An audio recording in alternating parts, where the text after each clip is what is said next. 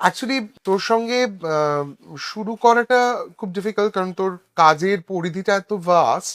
কিন্তু আমাকে যেটা ইন্টারেস্ট করেছে, তুই যে তথ্যচিত্রগুলো নিয়ে কাজ করেছিস, documentaries that you made, and I want to begin with your favourite documentary.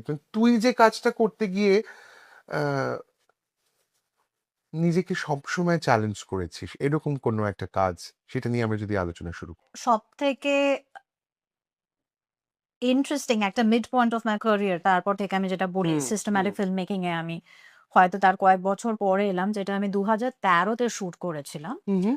ডকুমেন্টারিটার নাম হচ্ছে বিয়ন্ড। বিয়ন্ড, বিয়ন্ড যেটা এইচআইভি পজিটিভ পজিটিভ ইন্ডিভিজুয়ালস যারা, ইন্ডিভিজুয়ালস নিয়ে হ্যাঁ কাজ করে, হ্যাঁ হ্যাঁ, হ্যাঁ, which is still a stigma for many আর কি। অসম্ভব হুম, স্টেগমা। হুম, তো তখন আমি সাদার্ন ইউএস এর একটা স্টেটে হুম, ওখানে কয়েকজনের সঙ্গে কথা বলি, কেয়ার গিভার্সদের সঙ্গে কথা বলি। আর অনেক বছর পরে আবার ডকুমেন্টারিতে আসছিলাম তো। হুম, আর খুব ইন্টারেস্টিং ভাবে যে ডকুমেন্টারি শুট করতে করতে আমার ডিওপি বলে সে আর কাজ করতে পারবে না, তার একটা পার্সোনাল ক্রাইসিস হয়। So part of it was professionally short and part of it আমি নিজে একটা জায়গায় মানে কনফারেন্সে যখন গেছি আমি নিজে জাস্ট এরকম ট্রাইপডের উপর ক্যামেরা ফিট করে হুম, দাঁড়িয়ে প্রশ্ন করেছি।